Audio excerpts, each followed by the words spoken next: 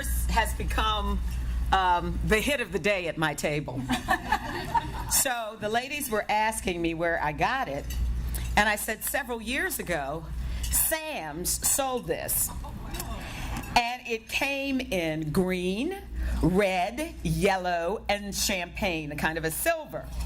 So I bought every color and only gave the green one away. I wish Sam's would start carrying it again. Will you do that, please? Because what's so nice about it? Okay, I know y'all laughing at me. I'm in here talking about a purse before I'm supposed to be talking about something else. But you can also carry your computer in it. Now today I don't have my computer. I'm using it for something else.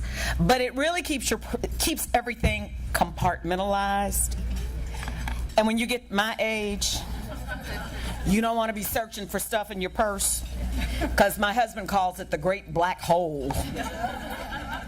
So I love this bag. Yes, ma'am. Thank you. You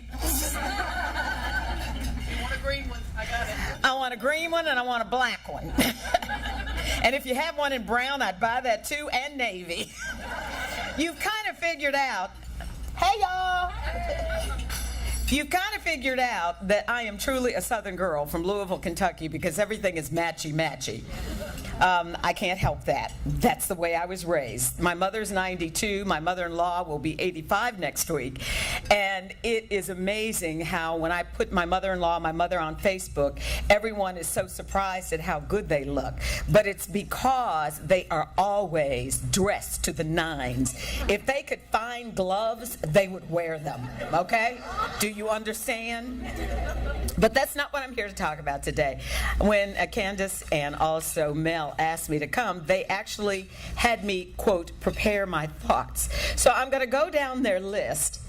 I hate talking about myself, but they insisted that I do that because there are lessons to be learned from my life that you hopefully can share with others.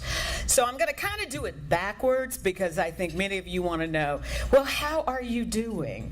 I am doing exceptionally well. I had liver cancer surgery in January 29th.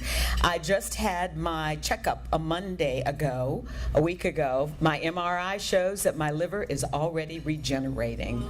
So that is exciting. And the lesson you should learn from this is a simple one. Do not ignore your regular checkups. I am anal about such things. My breast cancer was discovered 18 years ago in a routine mammogram. My liver cancer was determined in December because I went in for just my regular physical. I get a physical every year. Don't neglect your health. Literally, you are the heart of your families. You are the heart of your churches and your schools. And unless you take care of yourself, nobody's going to take care of you. You've got to love yourself and take care of yourself. So when Mel said, you know, it's good to be seen, I said, it's good to be seen and not viewed. Okay? That's the first thing. But I've already decided, y'all not going to come over my coffin and look at me.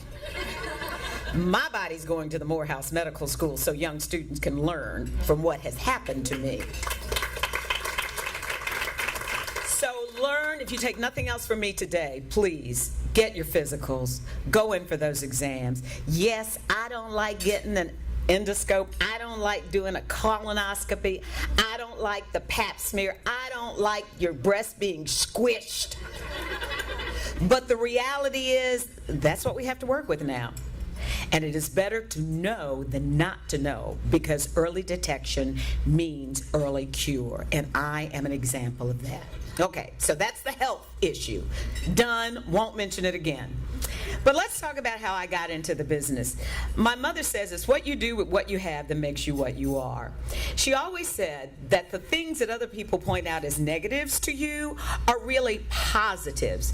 Now you've got to remember, I'll be 68 years old in October, so when I was coming up, the schools were segregated.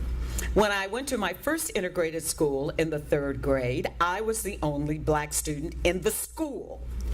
So naturally, I stood out.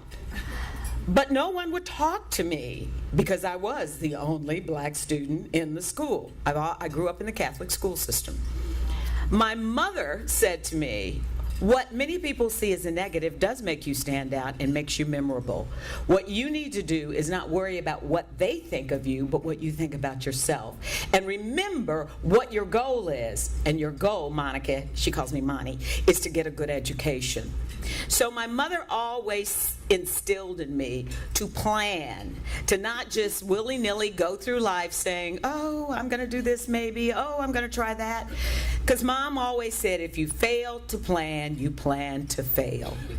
And she always said that each of us is unique, that we have gifts and talents that other people don't share, and that it's up to us to discover what those gifts are and then to make the most of them.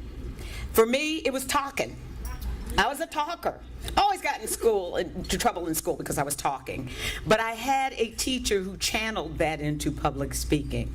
So if you have a child who likes to, you can at least let them know you can make a pretty good living talking. But you also have to be a good writer, a good researcher. You have to be able to interview. You have to be able to live outside yourself and ask what questions would other people ask if they were in my situation. So my mom said, it's what you do with what you have that makes you what you are.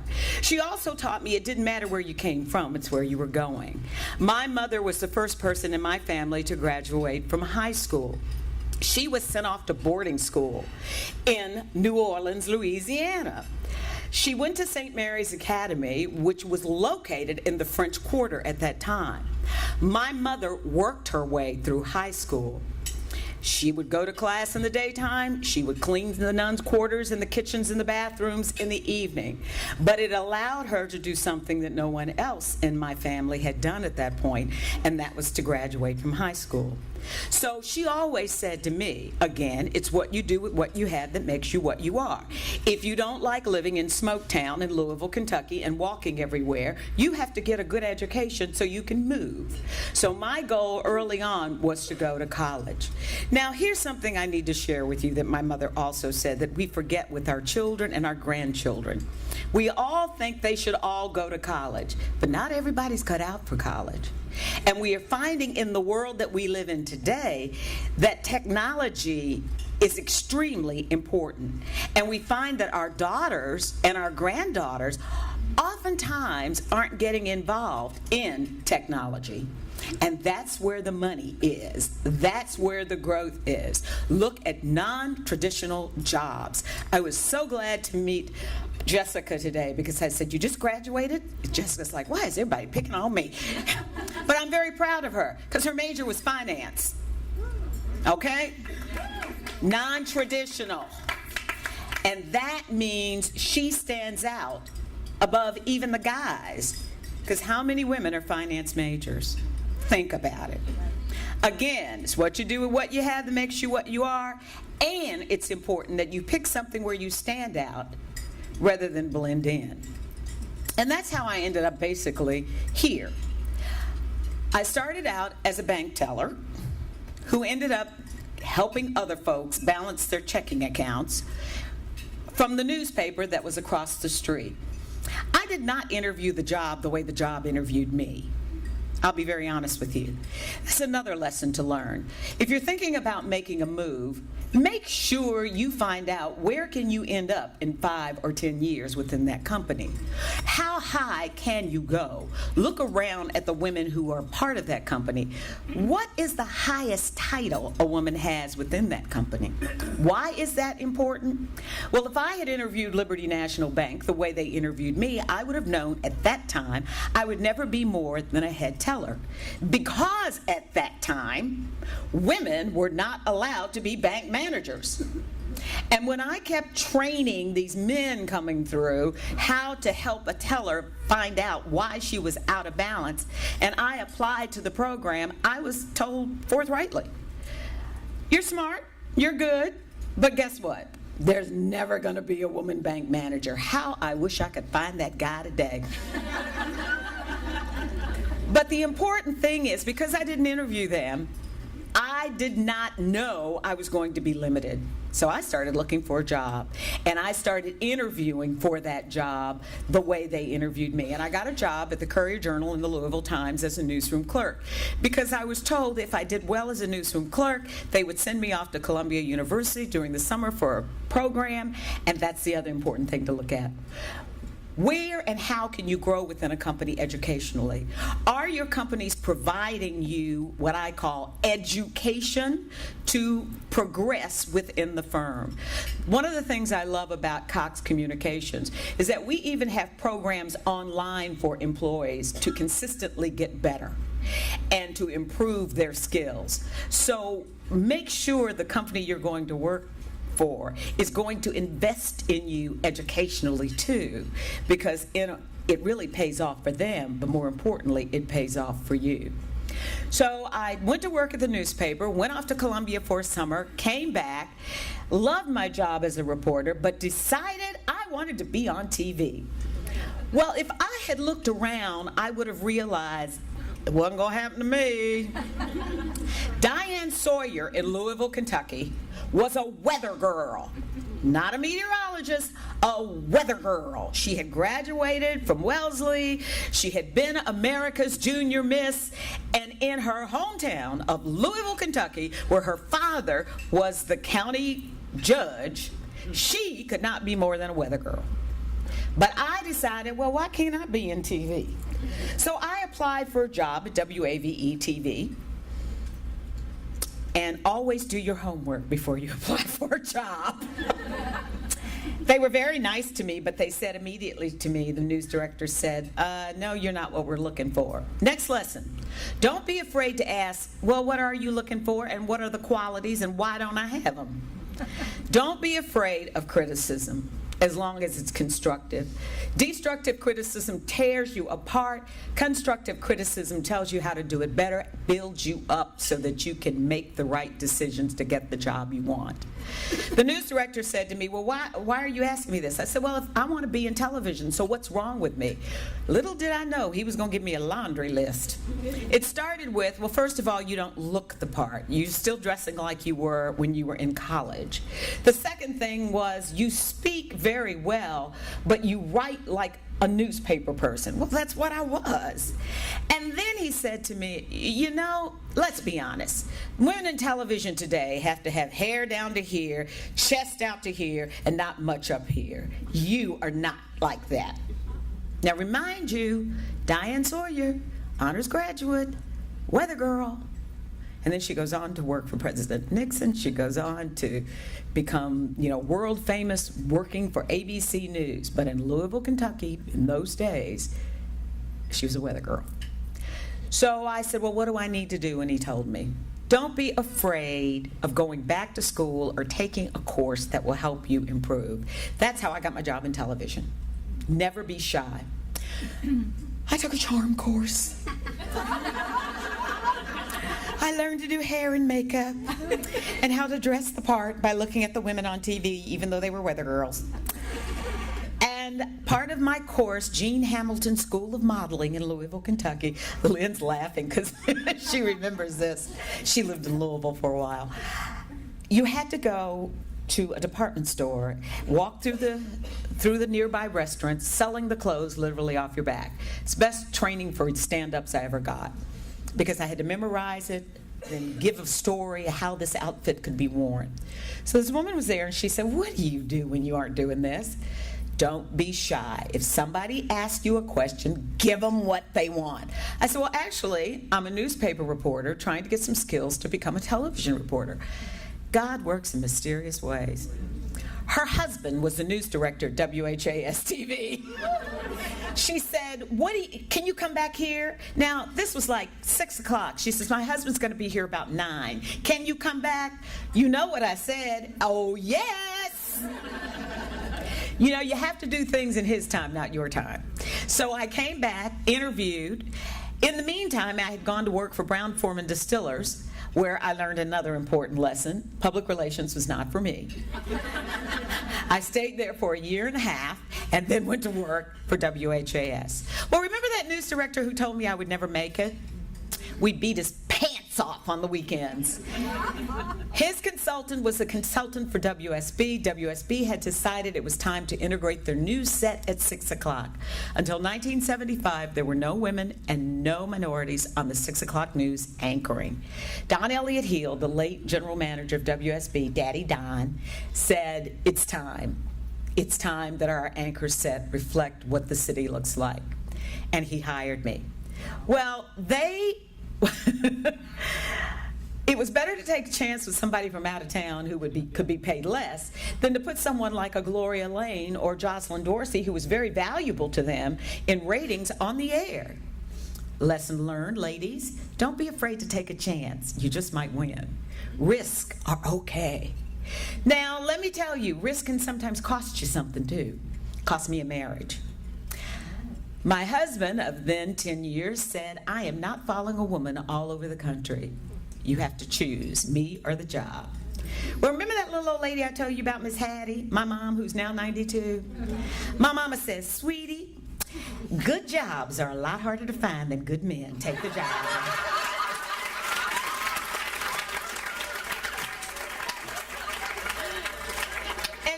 Anybody who gives you an ultimatum is really not caring about you. It's all about them. So she was right. So don't be afraid to move. Don't be afraid to take risks. Don't be afraid to get constructive criticism. And then when I came here, I learned the lesson of always have a base. Always have a base of support. I didn't know anybody in Atlanta, but I knew this. I found a church. I found organizations I like to work with, so that my job alone did not describe me, because there was no guarantee that I was going to be successful at Channel 2. Luckily, I had someone like John Pruitt and Johnny Beckman who supported me, even were people calling up saying, she's too black, and those were black folks. Or white folks saying, what are you doing with that N-word on the air? To those people who were saying, well, she's not deferential enough to men. Who does she think she is? I cannot tell you what it was like in 1975 being the first. Lesson learned. Sometimes you have to be the first, but you have to remember why you're there. And you can't let someone tear you down. My mother always used to say to me the great Eleanor Roosevelt quote, no one can make you feel inferior without your consent. So I had that up on my desk. So after so many years, how do you get established in a community? Next message to you. You're here today, you're having fun, you're networking, but what else are you volunteering for? Companies not only want to know, do you work here? They want to know, what are you contributing to the community at large? Oftentimes, companies will look at two people who have the same skills, but then it's that one who's very involved in this organization, or working with the Red Cross, or working with the Domestic Violence Center, or someone who's giving back to the community that says to that company, this is a keeper. This person cares for more than themselves. They don't say we just make our money here. We truly live here. It's important for you to give back. Because think about it. Not one of us in this room did not have help somewhere along the way, whether we want to admit it or not. There was that one person who, when you felt like you couldn't make it, there was someone there to tell you that you could. So, as Andy Young and as so many people say all the time, to whom much is given, much is required. You must give back. Why do you want to take it to the grave with you? Share. Not only do you find it's a good feeling giving to others, what I found, it's important to be around people who are not like you anymore, so that you feel that connectiveness. It's when I'm up here and you're down here that I can look down on you, but when we're on the same level, I can see what you need and how I can help you, but I also see how you can help me maintain my humanity. Giving back is so important no matter what you do. And you can start this with your children. It can start very early. Claire used to get so angry with me. She'll be 35 in September. But Claire used to get so angry with me because when I would go to work at Hosea Feed the Hungry, or I would go work with the Heart Association, I would drag her along. Because, toys, before Christmas, we would say, you haven't played with this for a while? Let's wrap this up and give it to someone who really needs it. Children who don't get any toys at homeless shelters, so that she got into the habit very young of knowing she had to give. And that you can't be wasteful, that nothing is for granted. So please, please, please, I know you're here today, but work on your kids. Work on your kids so that they don't have this feeling of entitlement, but they have a feeling of responsibility to their community and to their family. Okay, now, what helped you move ahead? I think I told you that. What contributed to your success? Lessons learned. Oh, how to ask for money. You know, ladies, we sell ourselves cheaply. Oftentimes it's because we're the first in the job and we're so happy to be there. But remember, they wouldn't have you there unless you were good and you had something that they needed. So how do you get the money you need? Well, when I started out at WSB, I actually took a pay cut coming from Louisville, Kentucky. So I thought, oh, I'm so happy to have the job. And then I found out from getting to be friends with the secretaries, the administrative assistants, the people in finance, who knew I knew how to keep my mouth shut, and told me, well, do you know how much he's making? Do you know how much he's making? Do you know how much they're bringing him in at this price? So then I started doing the research through professional organizations about how much I should be paid, looking at markets that were close to the size of Atlanta, markets that were a little bit bigger than Atlanta.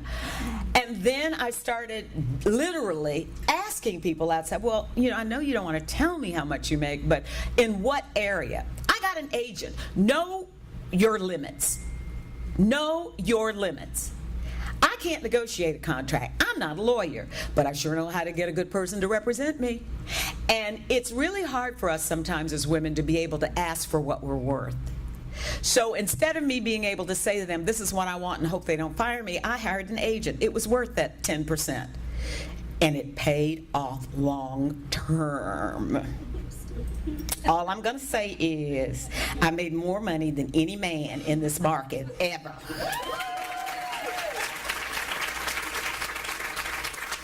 But that's because I had a great female agent, Janet Pawson, who could be nice, firm, and always fair. So make sure the person you hire to represent you really can represent you, that you share the same ethics, and most importantly, they can tell you when you're wrong. You don't want anybody who's going to be a yes person. You want somebody who can say to you, no, that's not something we fight over. I'll give you an example. After John Pruitt left and went to Channel 11, several male anchors came in. Now, by that time, I had the seniority. And in those days, they introduced, here comes Channel 2 Action News with the anchor's name and the co-anchor's name. So when John Pruitt was there, because he had seniority, it was John Pruitt and then Monica Kaufman.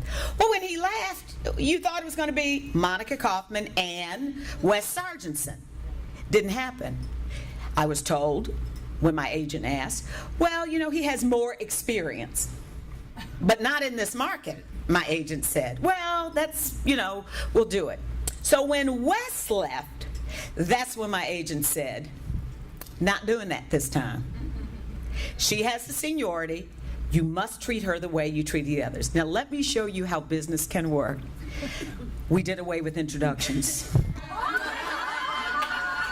If you will notice, the shows never start. Channel 2 Action News with so-and-so and so-and-so.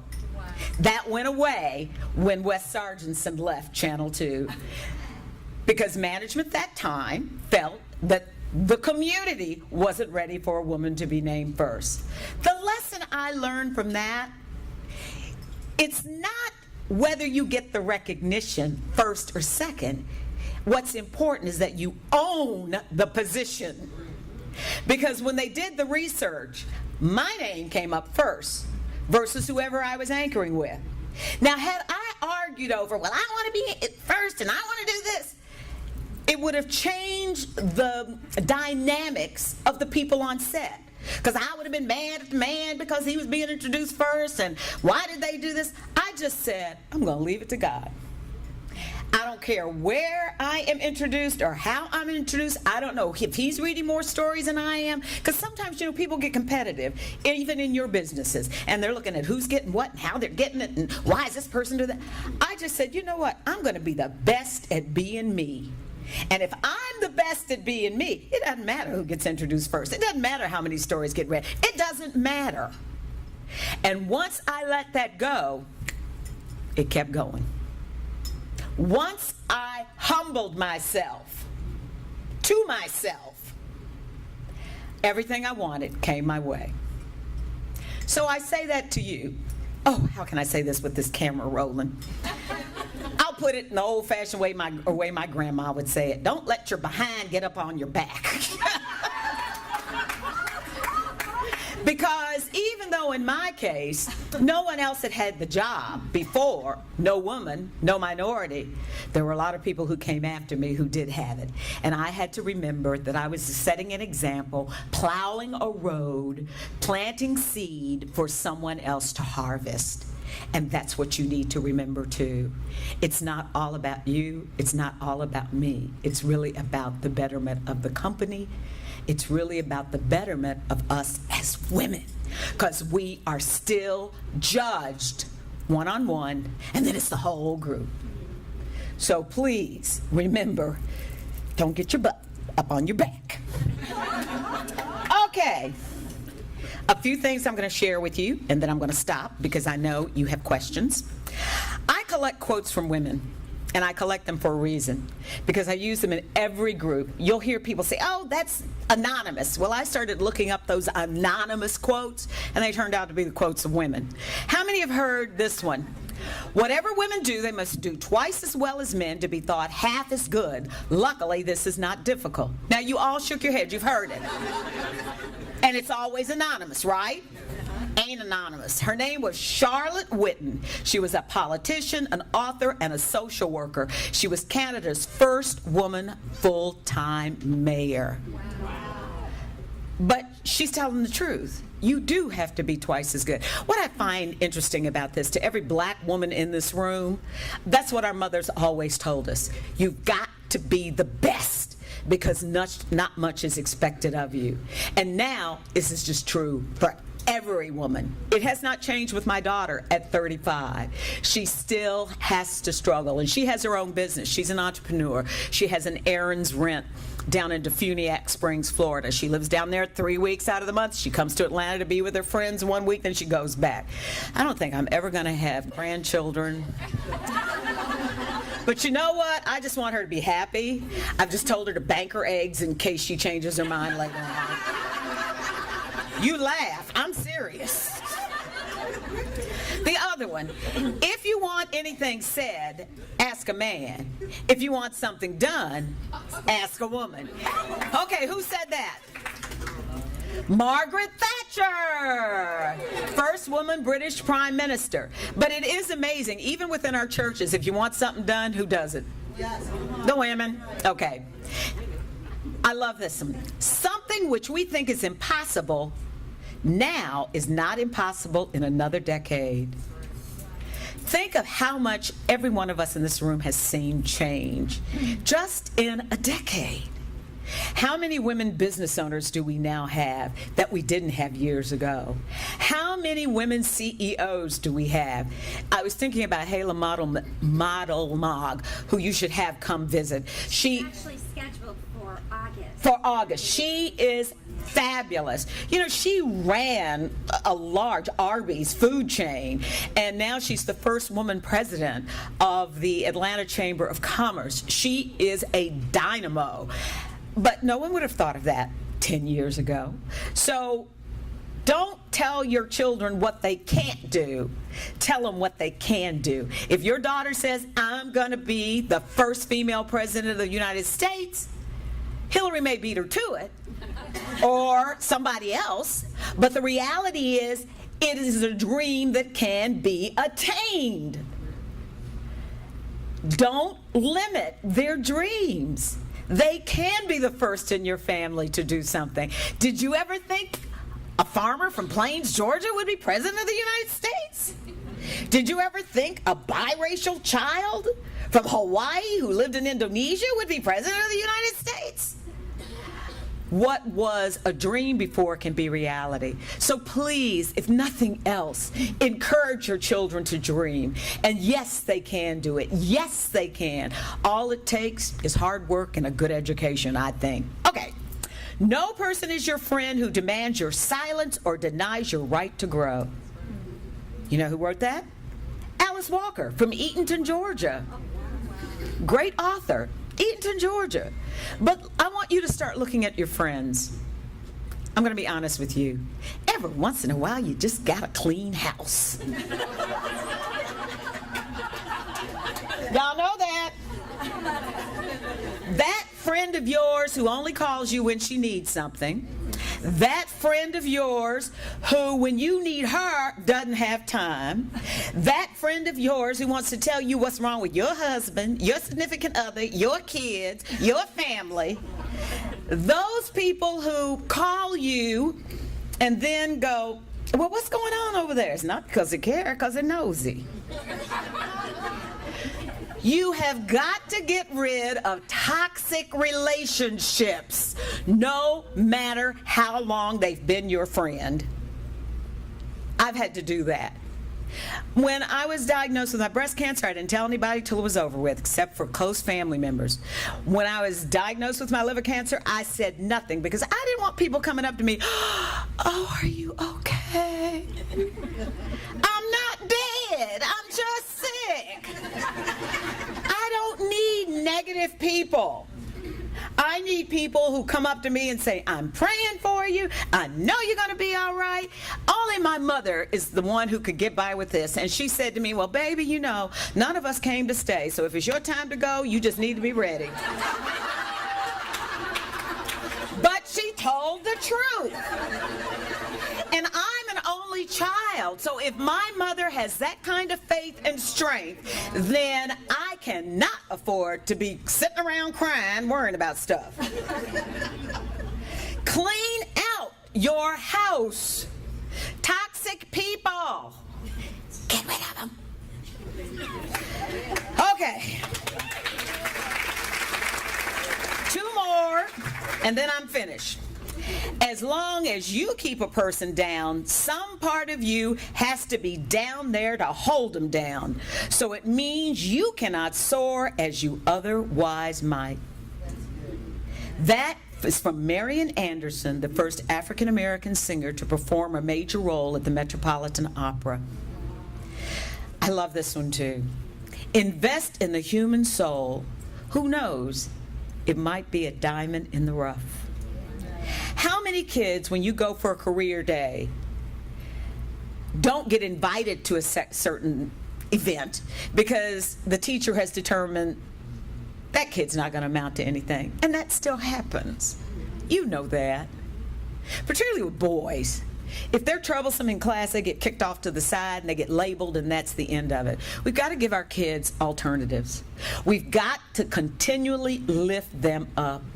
And even though they may be difficult in the first place, sometimes people are difficult because they don't feel they're loved, they have low self-esteem or no self-esteem. Always look at those little bad boys and girls as people you can turn around. And if you invest in them, literally, they're your diamond in the rough. And then this is my last one. Whew.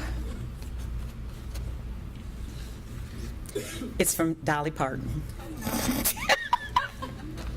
You know, people talk about me and my hair all the time. I'm not offended by all the dumb blonde jokes because I know I'm not dumb and I also know I'm not blonde.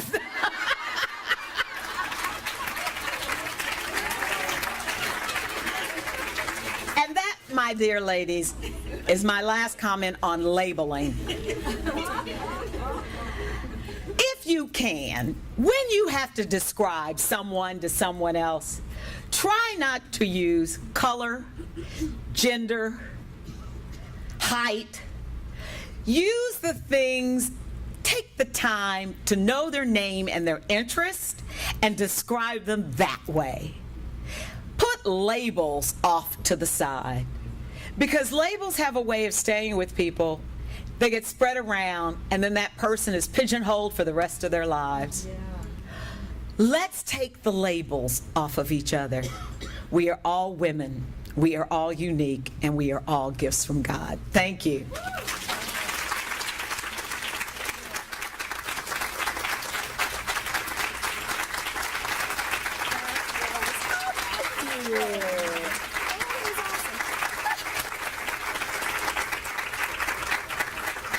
I'm almost over.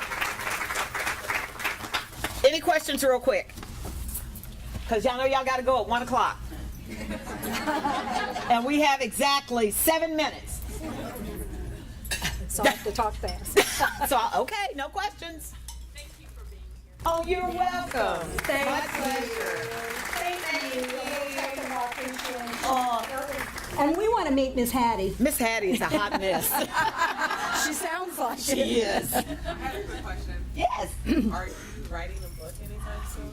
Okay. You have to write it. Actually, I am working on an outline right now. I have 2 books I'm working on. One is dealing with Hattieisms. My mother has the best sayings. For instance, I'll never forget when I had a friend I wanted to hang out with, and my mother's an old-fashioned mother. She was like, no, you're not going over to their house. They come over here. So finally I get, well, why can't I go over there? My mother said, I'm going to put it to you real simply. She had this mini sticking out of her, stuck in her. She looked like a porcupine.